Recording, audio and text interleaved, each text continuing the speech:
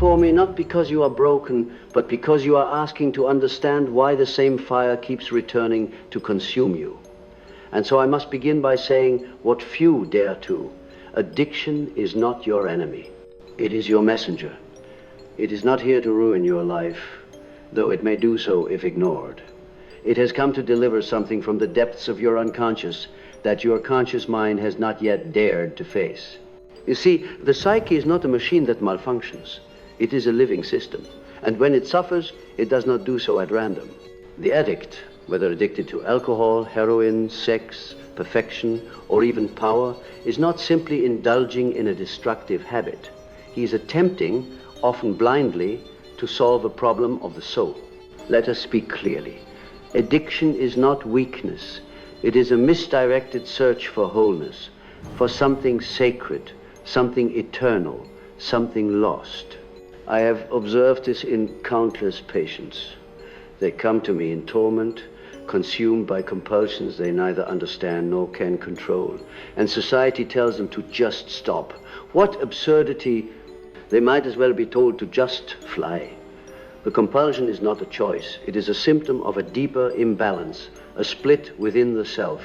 What lies beneath addiction is the shadow, that part of you which has been exiled, that part which is unacceptable to the ego, which you have learned to suppress in order to survive. But the shadow does not die. It waits, and it speaks in dreams, in behaviors, in suffering. When you drink, or inject, or obsess, you are not simply running from pain.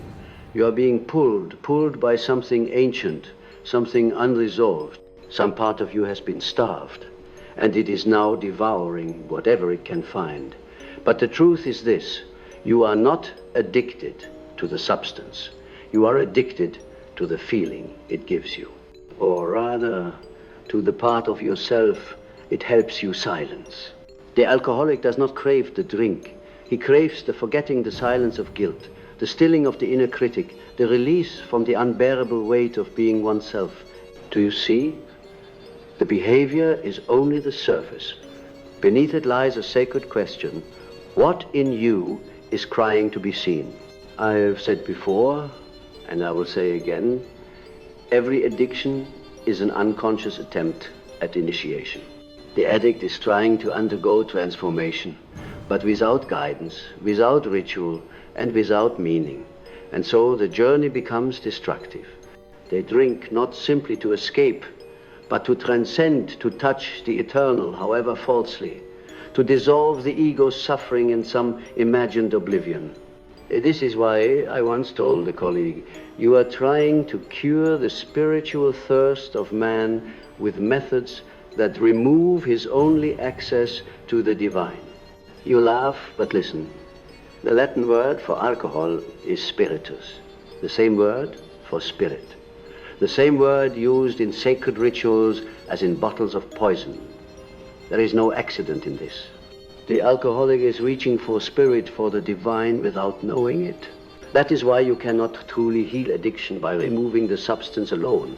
You must replace the counterfeit ritual with a true one. You must offer the soul something real, something meaningful, something holy.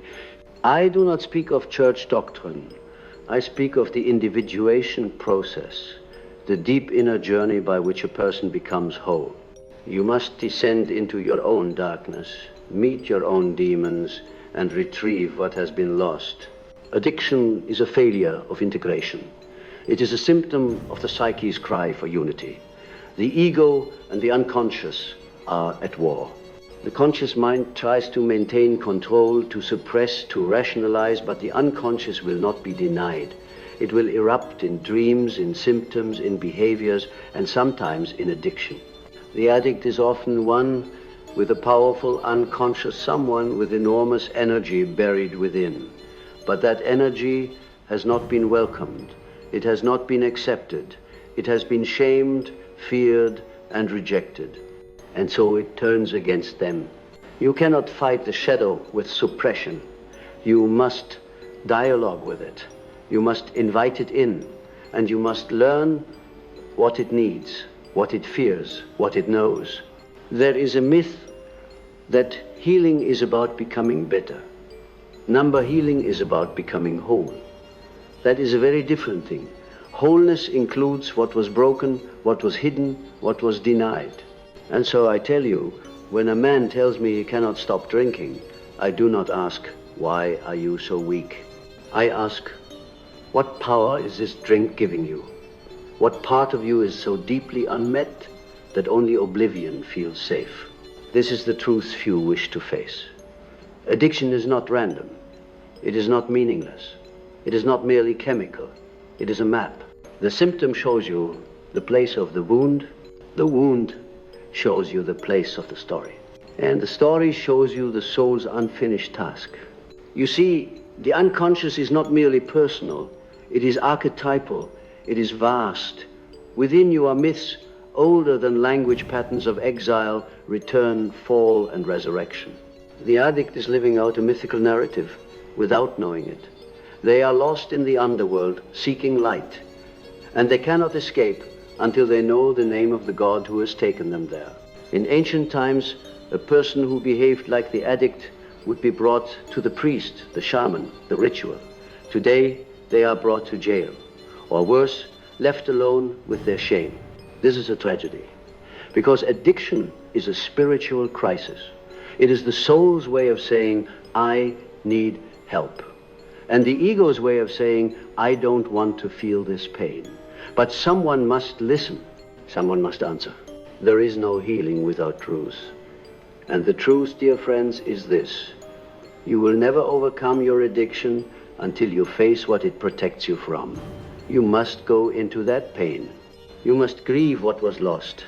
You must stand before your own abyss, not to fall in, but to understand what calls from its depths. The paradox is this. What you fear in yourself is often the source of your freedom. The part you have rejected, the wound you carry, may be the very place where your soul will blossom if given the chance. You cannot silence the unconscious. You can only listen to it and allow its messages to be heard. Addiction is one such message, and once heard, it changes, but not before. You must understand that the psyche is always trying to heal itself, even when it appears destructive, even when it seems to move toward ruin. There is in it a striving toward wholeness. But the route it chooses when denied awareness becomes dark, distorted, and dangerous.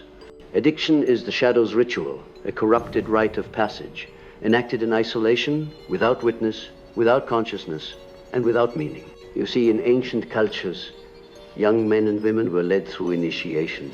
They faced death, symbols of darkness, trials that shattered the ego. They were broken open not to be destroyed, but to be reassembled into someone larger than the sum of their wounds. But today, the modern person has no such guidance. He faces the suffering of life, and he finds no symbol, no story, no structure. So the psyche constructs its own initiation, but it does so blindly. The addict, then, becomes a self-initiate without a guide. And that is the most dangerous path of all. So what is to be done? You must become your own guide, or find one who knows the way. You must walk down into your dreams, yes, your dreams, for they are the royal road to the unconscious. The dreams do not lie. They show you in symbol what the conscious mind refuses to see. And when addiction arises in the dream, perhaps as a devouring animal, a bottomless well, a stranger offering poison, this is not madness. This is the soul speaking in the only language it has left. A man once came to me who could not stop gambling. He had lost his family, his home, nearly his life. But in his dreams he saw himself again and again at a table, cards in hand, money disappearing, always alone, and behind him, always behind him, stood his father, silent, watching. We worked not on his behavior, but on his dream. And what he discovered was this. He was not gambling for wealth. He was gambling for approval, for love, for a voice from the past that never came. And the casino had become his temple, his altar, a place where he hoped, unconsciously, to finally be chosen.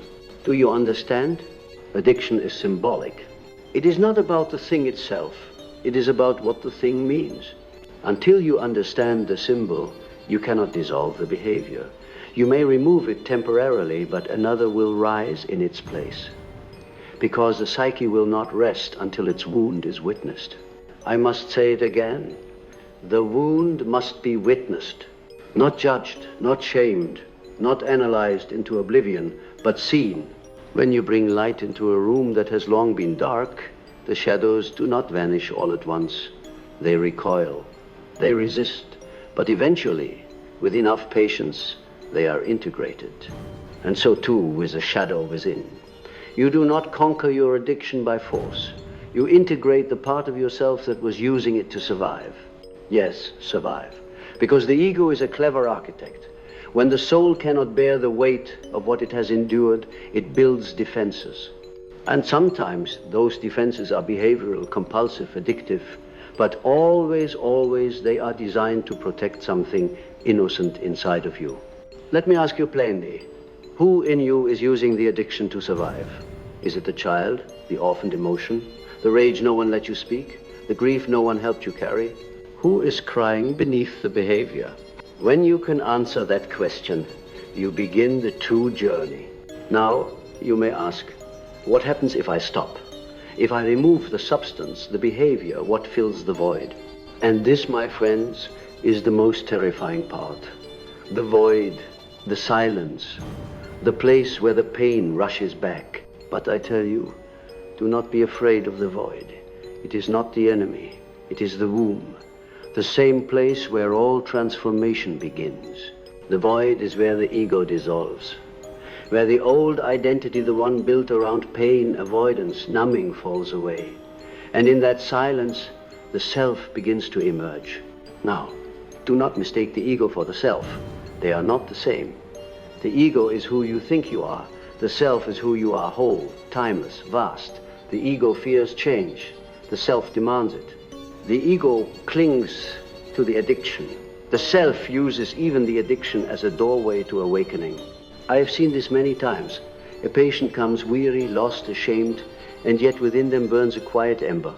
A whisper from the self saying, there is more for you than this. That is what brings them to me, not their suffering, but their hope. Hope is not naive. It is archetypal. It is part of the soul's wisdom, the knowing that no matter how dark the night, there is a dawn hidden within it. But the dawn cannot come unless you face the night, not bypass it, not medicate it, not outthink it, face it. This is what the addict must do, not merely abstain but descend, not suppress but inquire, not run but listen. Listen to what? To the voice within, the one that has been silenced by shame, the one that remembers who you were before the wound, the one that still believes you are worthy of healing. You may think this is too poetic, but let me tell you, the psyche speaks in poetry. It speaks in symbol, myth, dream, metaphor. That is its language. And if you do not learn it, you will never understand what your suffering is trying to say. So let me speak plainly, as if you were sitting in my consulting room. If you are addicted, I do not ask you what you are doing. I ask you, what pain are you avoiding? What truth are you afraid to know? What child within you still cries? What part of you believes it is unworthy of love? These are not casual questions. They are sacred. They are the keys to the inner chamber, the place where your soul waits for you to return. And when you do return, when you meet yourself with honesty, with grief, with forgiveness, the addiction begins to loosen, not because you fought it, but because you listened to what it was trying to protect. The psyche heals through contact, conscious contact with the contents of the unconscious. That is the way. And so I leave you for now with this truth. You do not have to fear your darkness. You only have to meet it. And when you do, when you greet your shadow as a teacher and not a monster, you will find that the addiction was not a curse. It was a calling. You have listened, perhaps with trembling, perhaps with quiet recognition. You have begun to understand that the answer to addiction is not found in resisting the compulsion with brute force, but in entering into the sacred dialogue with the self, the true self. The one who has been waiting patiently beneath the chaos of behavior and the rituals of avoidance. Now I must take you deeper still. Because once the shadow has been faced, once the inner child has been heard, the grief named, the protector understood, there comes a silence. And in that silence, a new figure arises from the unconscious. It is not your old identity. It is not the mask you wore. It is not your trauma. It is what I have long called the self, the center of the total personality, both conscious and unconscious, the divine image within. Many have misunderstood me here. They say, Dr. Jung, are you speaking of God? Yes, but not a God in robes and thunder. I speak of the God image that lives within the psyche. The self is not your ego ideal. It is not your fantasy of perfection. It is the wholeness of your being, even the parts you disown, even the pain you've tried to bury, even the weakness you call failure. All of it, integrated, alive, and it is this self, this numinous presence, that has been trying to reach you through the symptom of addiction. You must understand this. The self does not speak in the language of commands. It speaks in symbols. And when symbols are denied, they become symptoms. Addiction is a symbol of separation, a sign that something vital has been cut off, exiled, pushed into the darkness. Do not waste your time merely asking, how can I stop? Instead ask, what part of my soul have I abandoned? You see, we speak of addicts as if they are somehow less than. But I tell you, addicts are often those with the greatest sensitivity, the deepest emotional range, the most powerful connection to archetypal energy. That is precisely why they suffer. Their unconscious is vast and loud, and yet they live in a world that offers them no map, no ritual, no mirror. But now you know the truth. The mirror is within. The map is a dream. The ritual is the act of turning inward. You must become a participant in your own healing. You cannot be rescued from without. You must descend into yourself. The gods once lived on Mount Olympus, but now they live in the unconscious, waiting for your recognition. Take the example of the wounded healer, an archetype older than civilization. This is not merely metaphor. The wounded healer is a pattern in the human soul. The one who suffers becomes the one who guides, but only if they do not run from the wound, only if they enter it, learn from it, and offer its lesson to others. I have said it many times, you are not what has happened to you. You are what you choose to become, and that choice begins the moment you realize the addiction was not a detour, it was part of the road. Ah, how the ego despises this. The ego wants to believe it can control everything, shape everything, triumph through effort alone. But the self does not demand control. It demands surrender to truth. It does not ask for perfection. It asks for honesty. So let me ask you, as plainly as I can, what truth do you fear most? That you were hurt?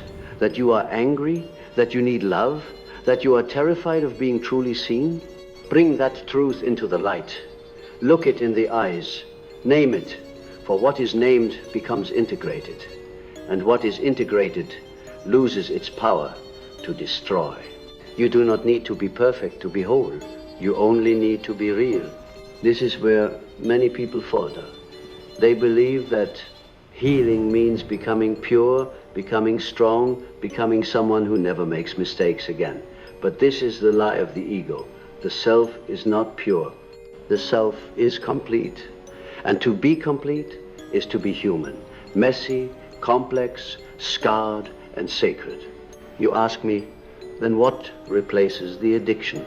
I tell you now with gravity, meaning replaces addiction, not duty, not willpower, not even happiness. Meaning, what gives your suffering shape? What makes your story a myth, not just a tragedy? What task, what calling, what act of service arises from your pain? Until the psyche has meaning, it will create compulsion, because the soul cannot live on emptiness. And in the absence of meaning, addiction becomes a substitute for initiation. So find what matters.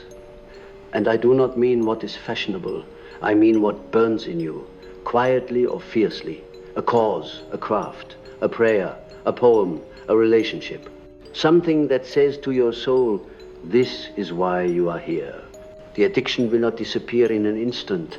The old patterns will beckon, the pain will whisper, but you are no longer unconscious.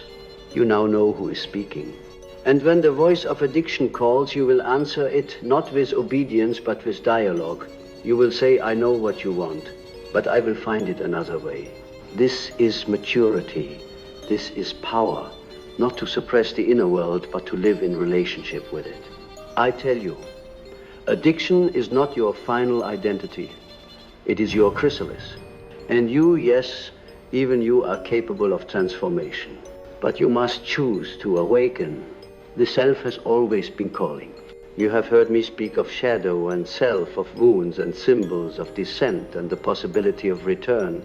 And now we must speak of what lies beyond the fire, of what life might become after the compulsion fades, after the drink is set down, after the body no longer trembles from withdrawal. For that moment comes, yes, it does. But what will you do with it? You see, many fear that without the addiction, they will become nothing. They ask, who am I if I am not this pattern, this pain, this endless craving? It is a terrifying question. And it is also the threshold of rebirth. Because what they are really asking is, can I live without this identity I have wrapped myself in? And I say to them, and now to you, yes, you can. But the self that emerges will not be the same self that entered the fire. You will not return to who you were. You cannot. The old self was too small. It was constructed to survive, not to flourish. But the new self, the integrated self, has room for truth, for beauty, for power, for vulnerability, for contradiction. This is the meaning of individuation, the sacred process of becoming whole. And this wholeness is not abstract. It is lived. It is how you speak to yourself in the quiet moments, how you sit with emptiness without rushing to fill it, how you hold grief in one hand and gratitude in the other, how you say, I don't know, without shame, and how you walk through life, not as a wound, but as a witness. There will be days when the old patterns whisper. That is to be expected. The unconscious never forgets. But now you are conscious. Now you know the voice when it calls.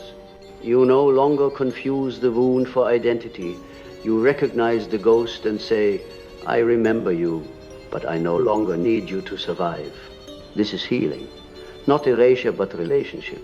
You will begin to dream differently. The symbols will shift. Where once you saw monsters, now you may see guides. Where once you drowned, now you walk the shoreline. Dreams are mirrors. And as your inner life transforms, so too do the reflections you receive. And then, quietly, something remarkable happens. You begin to sense calling, not in the grandiose sense. Not necessarily to become a prophet or a healer, although perhaps in your own way you are both. But you are called to embody meaning, to live in alignment with the truths you have uncovered, to live with depth, with kindness, with courage. Do not keep your healing to yourself. The one who has walked through addiction and emerged into consciousness holds a rare medicine, not perfection, but understanding. You know what it means to lose yourself. And now you know what it means to find yourself again, not as you were, but as you are becoming. You will see others still bound in the cycle, still unconscious, still reaching for the bottle, the needle, the ritual. Do not judge them. They are you from another time. Offer your presence, not your superiority. Offer your truth, not your doctrine. Be the mirror you once needed. We do not heal in isolation. We heal in relationship to self, to symbol, to others. When you share your story, you invite another into their own. When you speak without shame, you silence the tyranny of secrecy. And when you love yourself as you are, you teach others it is possible. Now, I must say something that may surprise you. The self, the great archetype of wholeness, does not care whether you are perfect. It does not care whether you never relapse, whether you meditate every day, whether you always say the right words. The self cares that you are awake, that you are honest, that you are listening to your dreams, to your body, to the symbols that arise each day in the small and ordinary moments, a conversation, a tear, a bird outside the window, these are not meaningless. They are messages. Life is always speaking. The question is, will you hear it? When you live from that place of inner listening, you become a different kind of being. Not controlled by fear, not driven by shame, but animated by meaning. You may not realize this now, but the journey you have taken from compulsion to consciousness is the hero's journey. Yes, yours. You descended into your own underworld. You faced the dragon. You learned its name, and you returned not as a savior, but as one who knows the truth. The truth is simple, and it is sacred. You are not broken. You are becoming, and everything you thought was failure was really initiation. Addiction was not your ending. It was the dark womb of your beginning. So go now live from that knowing. Dream from it, create from it, forgive from it. And when the shadow returns, as it will do, not panic. You now know its language. You now know your own. And that is freedom.